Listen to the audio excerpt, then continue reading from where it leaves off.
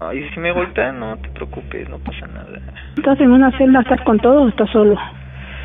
Ahorita por el proceso estoy solo, pero pues es tarde que temprano que me van a mandar donde están todos y ahí sí voy a saber lo que es bueno. Pero no importa, no, tú no te preocupes, tú sigue con tu vida, o sea, lo acepto, o sea, tampoco te voy a decir que me arrepiento, no. Jessica era una joven de tan solo 23 años que desapareció sin dejar rastro. Sus familiares comenzaron una búsqueda incansable que pronto los llevó hasta una casa en Villa Santín, Toluca, donde ellos sospechaban que su hija estaba retenida. Sin embargo, las autoridades no actuaron de inmediato y lo que ocurrió después estremeció a todo un país. El hallazgo de 3 cuerpos sin vida confirmaron de un feminicidio atroz y la revelación de un hombre apodado por la prensa como el monstruo de Toluca. Pero ¿quién era Jessica? ¿Quién era este sujeto capaz de arrebatar vidas con tanta frialdad? Esta es parte de la historia de Jessica Guadalupe Jaramillo. Jessica Guadalupe era madre soltera de un niño de 10 meses. Ambos vivían con sus padres en Toluca, específicamente en la colonia 5 de Mayo. Jessica era estudiante de psicología y soñaba con poder dedicarse a ayudar a las personas. Quienes la conocieron la describen como una chica noble, responsable, alguien que sonreía con facilidad, pero que también sabía enfrentarse a las adversidades de la vida, pero que en sus últimos días había estado enfrentando problemas sociales. Desde hacía un tiempo Jessica venía siendo acosada por un sujeto que parecía estar obsesionado con ella.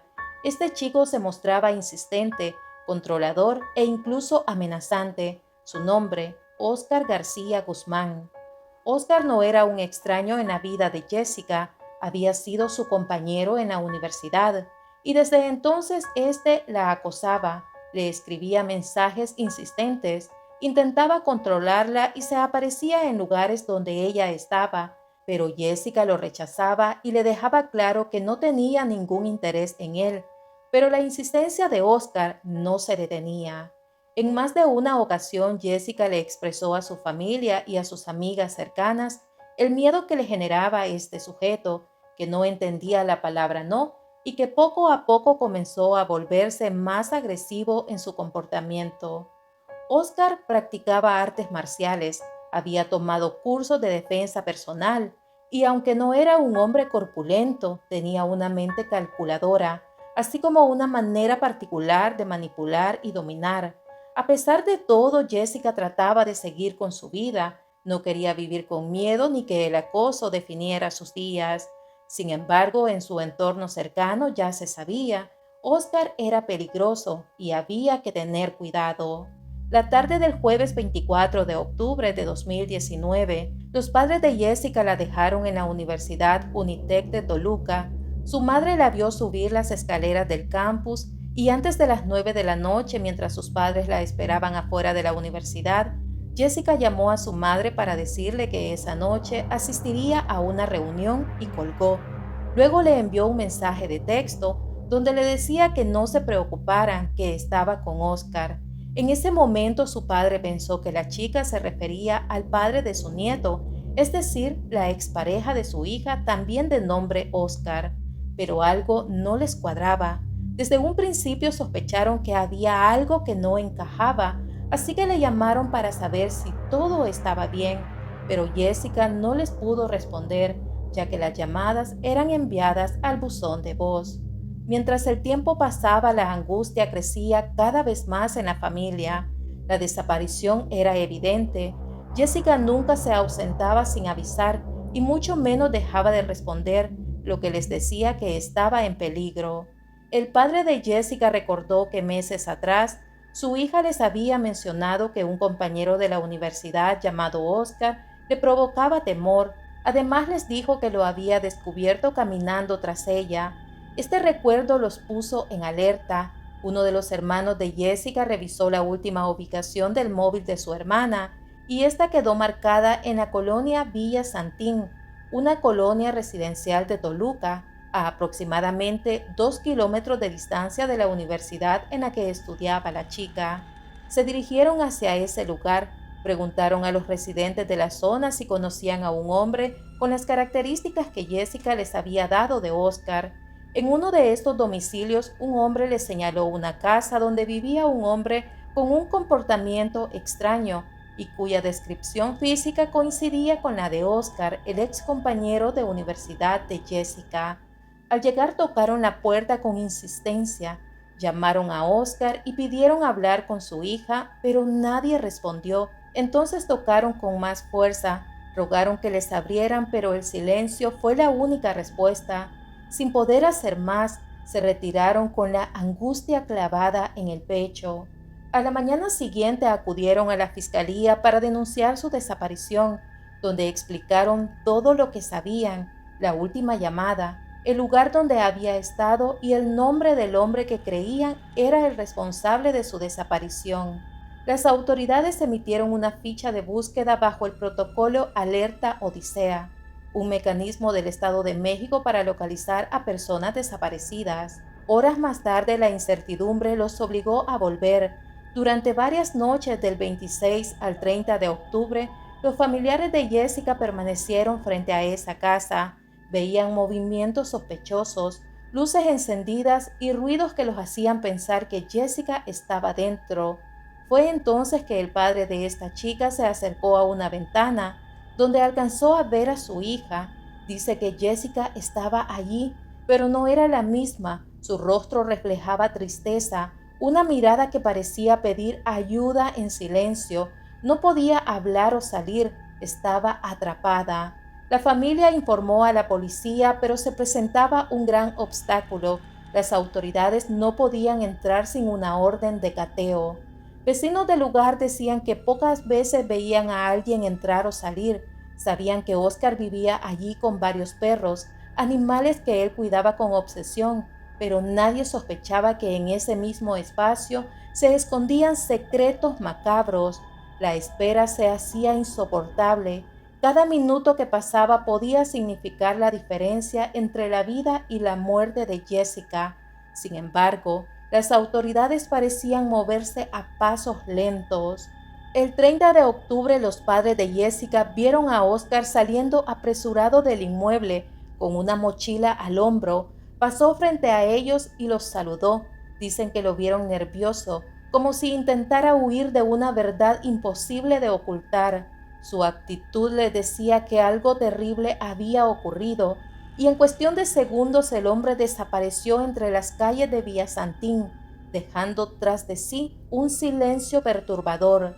Después de 4 días de espera, ese mismo 30 de octubre, la Fiscalía General de Justicia del Estado de México finalmente obtuvo la orden de cateo para entrar a aquella casa ubicada en Villasantín. Cuando los policías magisteriales y peritos pudieron entrar a la casa, en el interior la policía halló a los perros y gatos de Oscar, varios documentos, pertenencias y una casa que parecía normal a simple vista, pero al llegar al baño principal, detrás de una puerta estaba el horror. El cuerpo sin vida de Jessica Jaramillo. Esta chica había sido asfixiada. Su asesino no solo había apagado sus sueños y proyectos, sino que la había escondido como si fuera un objeto más. Buscaron a Oscar, pero este ya se había dado a la fuga. Pero la búsqueda no terminó allí. En el patio trasero había tierra que parecía haber sido removida y colocada de nuevo. Otros 2 cuerpos fueron encontrados en ese lugar. Luego de los respectivos análisis, se descubrió que estos pertenecían a Marta Patricia Nava y Adriana González Hernández, ambas estudiantes que desaparecieron en 2017 y 2016. El hallazgo causó un profundo dolor en todos, en especial en la madre de Jessica. Ella, después de tantos días, aún guardaba la esperanza de que su hija estuviera con vida. La muerte de la joven también abrió una herida imposible de cerrar, la de saber que quizás si las autoridades hubieran actuado más rápido, Jessica podría haber sido rescatada con vida a tiempo. Los vecinos de Oscar quedaron impactados. Algunos declararon que habían notado cosas extrañas, movimientos en horas poco comunes. perros de pelea que ladraban constantemente y dijeron que era un joven que rara vez socializaba con ellos, pero nadie imaginó que dentro de esas paredes habían cuerpos escondidos. La noticia los dejó helados. Habían convivido con un asesino serial a metros de distancia. Además, expresaron haberlo visto salir apresuradamente horas antes del operativo. La noticia no tardó en recorrer por toda la ciudad. Periódicos, noticieros y redes comenzaron a difundir los hallazgos. Óscar García Guzmán no era un acosador cualquiera, era un feminicida serial que había convertido su propia casa en un cementerio. Los medios lo bautizaron como el monstruo de Toluca, y no era para menos. Se trataba de un feminicida serial que había casado a varias jóvenes, entre ellas a Jessica. La noticia no solo estremeció a Toluca, sino a todo el país mexicano. Las calles de Toluca comenzaron a llenarse de miedo. La gente se preguntaba, ¿dónde está? ¿Podría atacar de nuevo?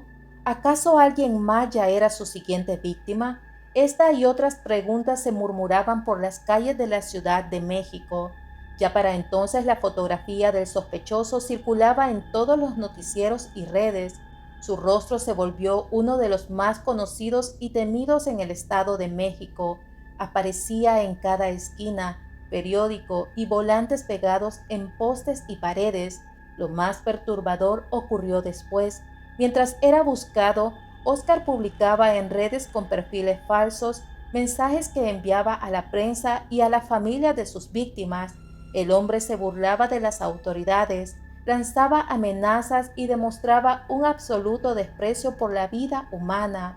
Óscar disfrutaba del control y de la atención mediática. En sus mensajes también exigía que cuidaran a sus perros y gatos, los mismos que había dejado en la casa de Villa Santín, como si sus mascotas fueran más importantes que las vidas que había apagado. A la vez amenazó con seguir asesinando a más mujeres si no le cumplían sus exigencias. Entonces la Fiscalía del Estado de México ofreció una recompensa de 300,000 pesos por información que llevara a su captura.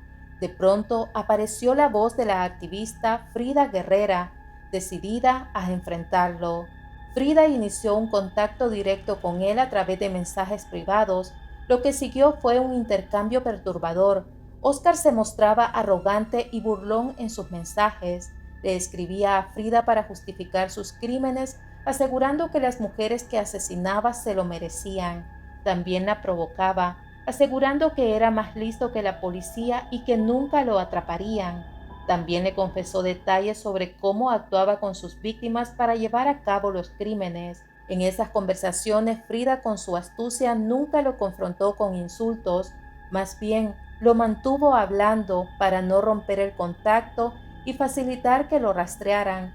Aquella comunicación fría pero a la vez peligrosa se convirtió en la pieza clave para continuar la investigación. Durante semanas, Óscar se movió de un lugar a otro, se refugiaba en diferentes colonias, pedía ayuda a conocidos y aprovechaba cualquier descuido de la policía para seguir libre. En cierto momento, Óscar ya no usaba datos propios ni su domicilio para conectarse a Internet, sino que aprovechaba redes Wi-Fi públicas, robaba señal de casas vecinas con Wi-Fi abierto e incluso se llegó a conectar desde cibercafé pensando que así evitaría ser localizado. Pero Óscar, lejos de esconderse en silencio, hizo todo lo contrario. Comenzó a desafiar a las autoridades. La policía cibernética logró identificar patrones en sus conexiones. Cada vez que hablaba con Frida quedaba un rastro digital, lo que fue acotando la zona donde se movía. Esto permitió que la fiscalía rastreara sus movimientos en redes. Lograron interceptarle varias llamadas y así poco a poco el cerco se iba cerrando. El 6 de diciembre de 2019, más de un mes después de su fuga, agentes de la Policía de Investigación lo detectaron en un área de la Ciudad de México y gracias a una huella digital lograron ubicarlo en la colonia Casco de Santo Tomás. Tras un operativo de vigilancia, lo arrestaron sin que pudiera resistirse. La noticia de su arresto fue un alivio para las familias de las víctimas porque ya no podría hacer más daño. El monstruo de Toluca confesó haber cometido al menos otros 3 asesinatos en años anteriores. Dijo que le quitó la vida a su propio padre y a otras 2 mujeres, una de ellas identificada como Mónica Chávez Trejo. Aparte, tenía denuncias de violación y desaparición forzada. Este historial lo colocaba como uno de los feminicidas seriales más peligrosos de los últimos años en México. Óscar fue llevado al penal de máxima seguridad de Almoloya en el Estado de México. La fiscalía había reunido un cúmulo de pruebas, restos encontrados en su casa, testimonios de familiares de las víctimas, registros de llamadas y mensajes y sobre todo la evidencia directa del feminicidio de Jessica Jaramillo, como el de otras 4 mujeres y un hombre. Cada caso sumaba años de prisión y poco a poco el peso de la justicia caía sobre él. En las audiencias, vecinos que brindaron sus testimonios recordaron haber escuchado gritos y ver movimientos a altas horas de la noche y la madrugada. Para los familiares de las víctimas, cada audiencia era un tormento, porque debían escuchar el sufrimiento que vivieron sus seres queridos a manos de este sujeto, quien se mostraba con una actitud fría y en la que pocas veces mostró remordimiento. En 2021, Óscar fue hallado culpable del feminicidio de Marta Patricia y recibió 62 años de prisión. Más tarde se le sumaron condenas por el asesinato de Arlette Samantha Holguín y por los crímenes de las otras mujeres. Cada proceso acumulaba décadas tras las rejas. En poco tiempo la suma de las condenas superó los 200 años de cárcel, lo que en la práctica significa que nunca volverá a salir. Desde la última audiencia, Óscar García Guzmán pasa sus días en prisión y oficialmente es considerado uno de los feminicidas seriales más peligrosos que ha tenido el Estado de México. Mira, me la van a dejar caer bonita. Ahorita nada más me están sentenciando por lo de Jessica, pero ya me están investigando las 5 anteriores, entonces no, ya de aquí ya no salgo, en ataúd nada más. Entonces tú tranquilo. No, yo estoy relax. Ya te dije que yo acepto lo que sea que me pase, ¿no? Entonces pues bueno, fue mi única llamada que tenía, ya la quemé. Qué bueno que estás bien. Y pues a ver si ya te puedo ver mañana, ¿no? Y ya. Sí, mañana primero Dios, ya estoy llegando muy temprano, te digo, porque va a ser a las 10:30, investigué, me voy de aquí a las 8, voy para ir a ver, voy a ir con mi abogado para checar todos los detalles y checar todo lo que tengo que hacer ahí para que yo esté pendiente, porque no sé nada, como nunca he pisado, quiero saber ya cómo. me tengo que pues, te cuidas. Hijo, te quiero mucho, yo también te quiero mucho. Chale, hijo, a mí tú me haces sentir más, a todos los que me quieres. Y bueno, familia misteriosa, así llegamos al final de este video. Me gustaría saber desde dónde nos ven. Espero que estén bien donde quiera que se encuentren. Nos vemos en una próxima historia de casos, crimen y misterio.